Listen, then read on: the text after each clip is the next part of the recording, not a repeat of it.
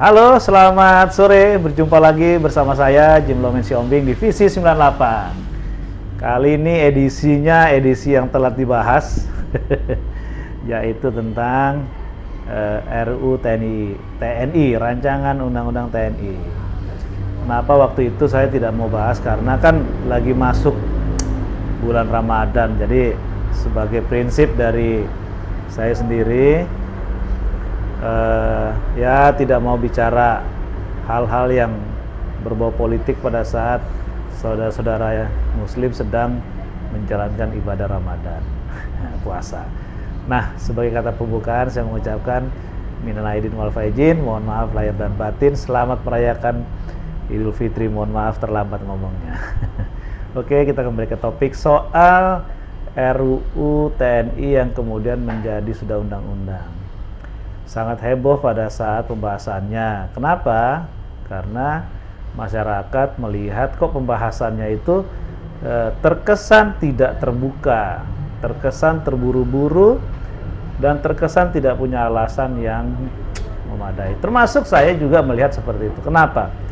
Yang saya nggak senang itu mendengar kalau ada yang bertanya, ada apa sih dengan Undang-Undang TNI yang sampai kemudian harus dirubah, diutak-atik, dirubah, lalu ada RUU TNI itu, kan begitu.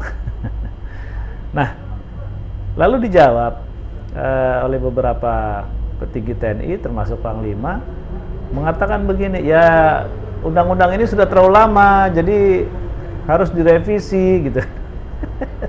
Saya langsung dicat, aduh, bisa begitu, kok alasan sudah lama itu dikemukakan, kan lucu.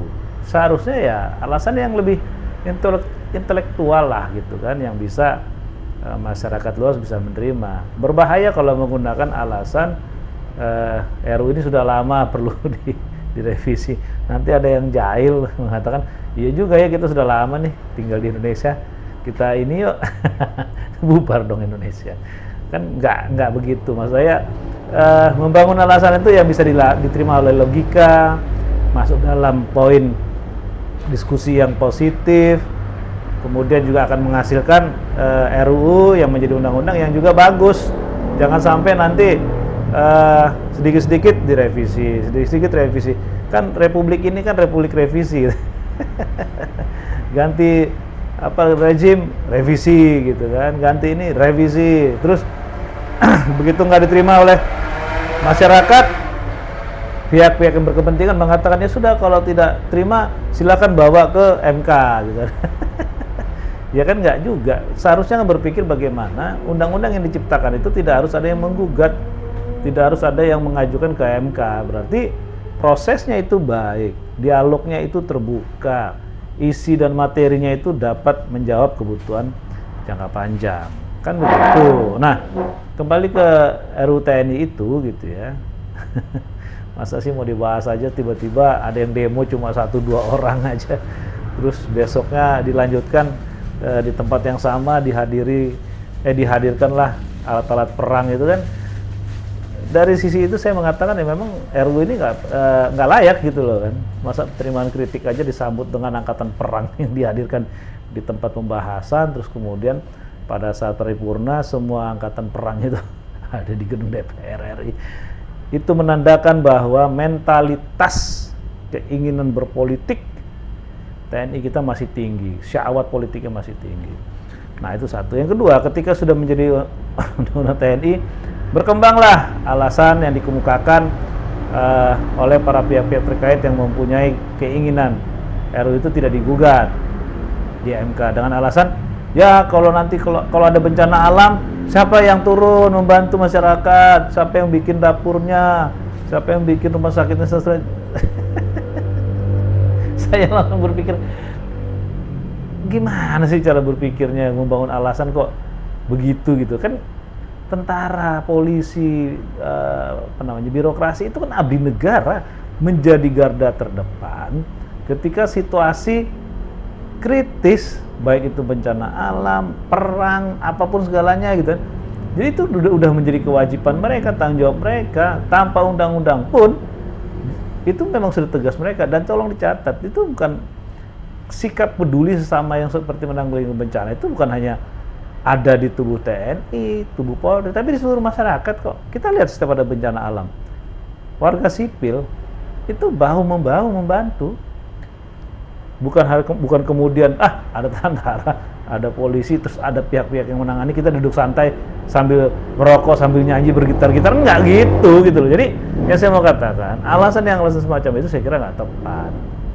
Nah, lalu berkembang lagi mengatakan siapa bilang itu ingin kembali ke difungsi ABRI dan seterusnya. Loh, ini bukan kita bicara mau kembali jadi difungsi ABRI atau tidak gitu, tapi kita bicara apa urgensinya untuk merubah undang-undang itu kalau hanya ingin menempatkan tentara-tentara aktif berada di posisi strategis. Kan sederhana saja, seperti apa yang dikatakan Pak SBY dan beberapa petinggi yang lain, ya kalau mau masuk ke jabatan sipil, ya ya pensiun aja gitu loh, nggak usah repot-repot. Toh juga ketika pensiun dini atau tidak pensiun dini, jiwa TNI-nya kan nggak bisa hilang. Masa ketika pensiun terus jiwa TNI-nya hilang gitu, jadi lemah gemulai gitu, jadi suka lagu poco-poco gitu, ya kan enggak gitu kan. Ya sederhana gitu loh. Terus ya ditambah lagi juga memang ketika disoroti itu ya ada beberapa petinggi-petinggi yang mendapatkan jabatan publik masih aktif. Kalau itu dikritik, ya boleh. Kenapa? Karena undang-undangnya kan juga belum disahkan. Perubahan-perubahan itu. Artinya harus pada proses itu ya harus menggunakan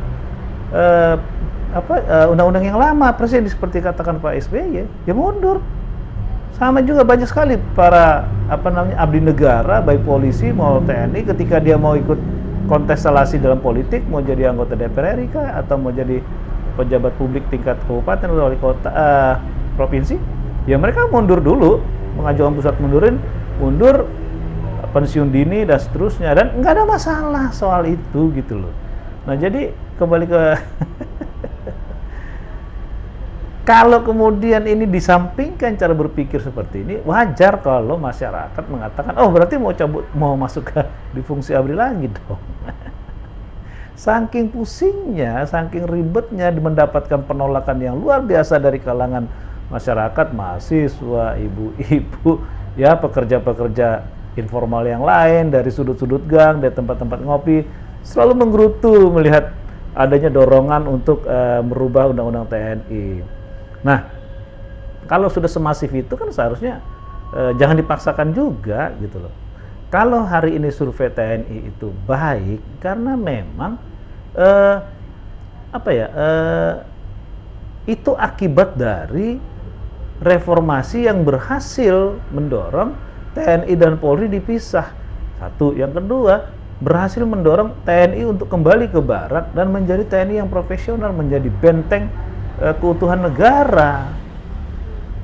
Itu yang membuat surveinya bagus gitu loh. Nah, hasil survei bagus itu tidak boleh menjadi alasan bahwa TNI sangat diperlukan dimanapun. Ya enggak juga. TNI dibutuhkan untuk perang, untuk melawan musuh dari luar, bukan musuh di dalam. Kalau musuh di dalam, penjahat dan segala macam, itu urusan Polri lah. Itu sederhana. Jadi, tapi ya dugaan untuk kembali ke sana ya wajar, karena terlalu memaksakan, membuat alasan yang tidak masuk akal. Nah, kemudian kalau ditanya bagaimana caranya supaya TNI ini bisa melebur dalam jiwa seluruh masyarakat Indonesia. Jiwanya apa sih ya? Bukan jiwa militeristiknya, tapi jiwa disiplinnya, jiwa nasionalisme yang tidak perlu dipertanyakan lagi. Saya dari dulu mendukung kalau ada upaya untuk membuat wajib militer. Negara begini besar perlu ada program wajib militer untuk anak-anak remaja, untuk anak dewasa dan seterusnya. Konsepnya sederhana aja. Kalau seseorang misalnya dia lulus SMA, sebelum masuk ke bangku kuliah diwajib militerkan, apakah 3 bulan, 6 bulan lah ya gitu segala macam, biar terasa teruji tertanam di sanubarinya. Nah, kita bayangkan hasil positifnya apa itu? Ketika lulus SMA, masih adik-adik SMA itu kan remaja itu akan memilih apakah dia dapat mau melanjutkan ke tahap lebih tinggi di TNI, apakah dia apabila tidak melanjutkan ingin profesional menjadi mau jadi dokter kah, pengacara dan seterusnya, atau kuliah di tempat yang mereka inginkan. Nah, bisa juga dia tidak kuliah tapi memilih menjadi seorang atlet dan banyak hal, entah mau jadi artis dan segala macam. Dalam kurun waktu berjalan ke depan, semua ini sudah masuk dalam fase yang sama. Yang yang masuk bangku kuliah itu menjadi sarjana, yang melanjutkan karir di TNI itu sudah lulus menjadi TNI gitu kan, sudah tidak lagi taruna gitu. Kemudian yang di wilayah lain informal juga sudah masuk dalam posisi yang matang. Katakan 5-6 tahun mereka masuk dan mengabdi di negara ini dengan bidangnya masing-masing.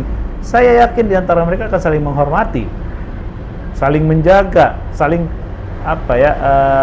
bertegur sapa ketika ada sesuatu yang kurang baik dalam bidangnya masing-masing. Ya contoh misalnya saya sudah jadi dokter, terus saya sudah pasti punya teman di zaman yang sama, di tahun yang sama ketika jadi dokter di TNI.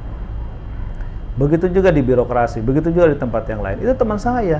Nah, ketika negara memanggil, maka saya sudah tahu, oh saya harus ikut. Saya akan dipimpin oleh teman saya yang ada di TNI, kan begitu. Nah, ketika teman saya sebagai atlet mau bertarung melawan bangsa lain, saya akan dukung tanpa harus ada yang melihat dari sisi negatif dan seterusnya gitu kan. Nah, itu fungsi yang saya dukung kalau pemerintah ini membuat program wajib militer. Nah, fungsi positifnya apa lagi? Agar untuk menjadi TNI ya tidak ada lagi yang namanya jalur khusus atau jalur sogok atau jalur pinter atau jalur apapun. Itu kan yang terjadi.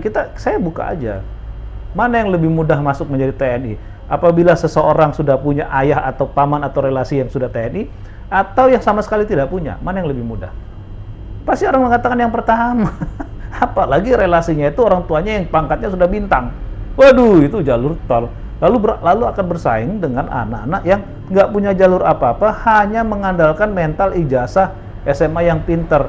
Ya, mohon maaf ya, kalau seandainya itu dibongkar, ya saya kira lebih banyak yang masuk ketika punya relasi atau punya hubungan yang sudah ada lebih dulu dibandingkan yang betul-betul murni mulai dari titik nol gitu kan. Nah, kalau diawali kita mulai dari situ, ada kesadaran itu bersaing secara objektif, secara secara jujur, untuk menghilangkan yang namanya koncoisme, menghilangkan yang namanya nepotisme sebagai sumber korupsi di negara ini, niscaya lambat laun akan habis. Kenapa?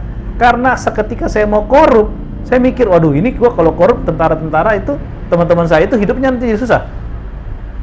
Waduh kalau saya nanti korup, negara ini kayak gimana?